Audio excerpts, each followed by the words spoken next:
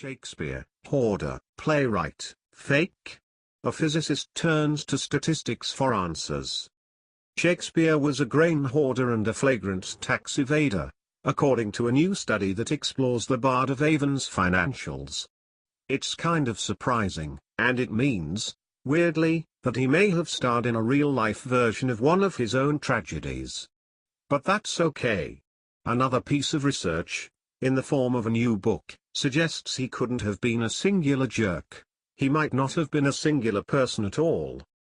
To be clear, the idea that Shakespeare is not Shakespeare, or at least the man named William Shakespeare did not write the works attributed to him, is neither a new nor a popular theory. But it's getting new treatment from a scientist who has long been known for a very different field, astrophysics. When he isn't studying the sun or distant pulsars, Stanford emeritus physicist Peter Starrock reads and writes poetry, which he said got him interested in the so-called authorship question. In short, there's a school of thought that holds the person who wrote Shakespeare's poems and plays was not a guy named William from Stratford-upon-Avon, but rather some other famous writer using a pen name.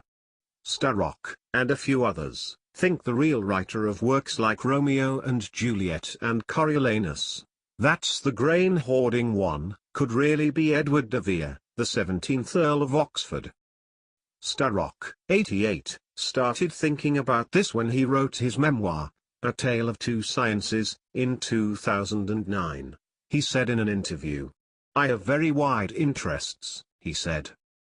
He remembered that in his early 20s, he used to compose poetry, but the only poem he could remember was a parody of a Shakespeare sonnet, "Shall I compare thee to a summer's day?"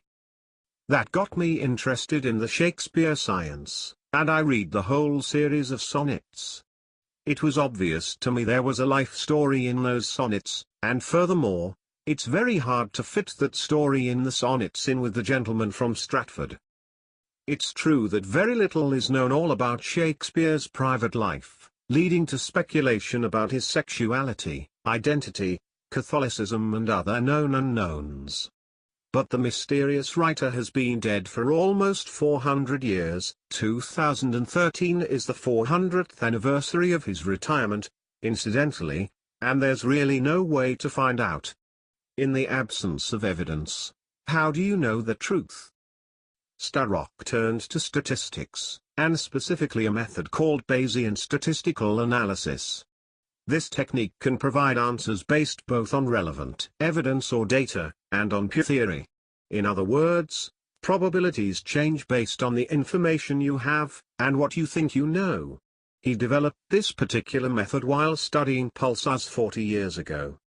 When pulsars were discovered in 1967, astrophysicists were initially unsure whether they were rotating neutron stars or pulsating white dwarfs. Starrock essentially made lists of each star's attributes, noting certain facts he could use to distinguish them. For instance, does the spin rate of a pulsar speed up or slow down? What's the probability that a white dwarf would do that? Or a neutron star? It was later established that pulsars are rotating neutron stars, by the way. I realized it was important to separate the evaluation of evidence from the evaluation of theories, Starrock recalled, so what I have is a way of assigning weights, or probabilities, based on your evidence and based on your hypotheses. You come out of that with probabilities for hypotheses. And I realized it was quite general. You can reapply it to anything. Even Shakespeare, as he does in his new book, aka Shakespeare, A Scientific Approach to the Authorship Question. You can find it on Amazon. The book is written as a conversation among 4 fictional characters, who each voice a perspective on 25 pieces of evidence. Each chapter has a blank section where you can write down your own thoughts, and then you can plug them into a website Starrock created, which will churn out probabilistic graphs showing the strength of each argument.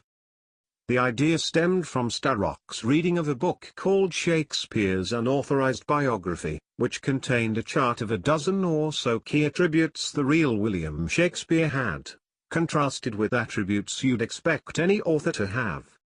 Starrock realized that meant he could approach the question statistically. You can start with some bias if you want, and some odds on so and so.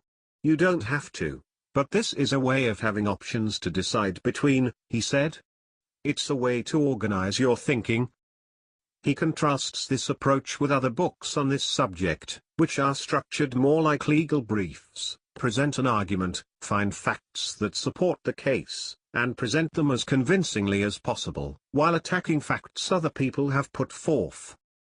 As one of the characters in the book notes, whether or not William Shakespeare himself is actually responsible for his oeuvre doesn't change a word in it. And it wouldn't change the influence those words have had on English language, culture and history.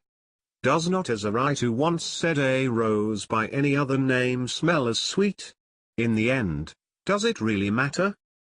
It does to me, said Starrock, who is British. It's been a travesty of justice, to not give credit where credit is due. It's dreadful. You can go here to find out more about the book and come up with your own answers.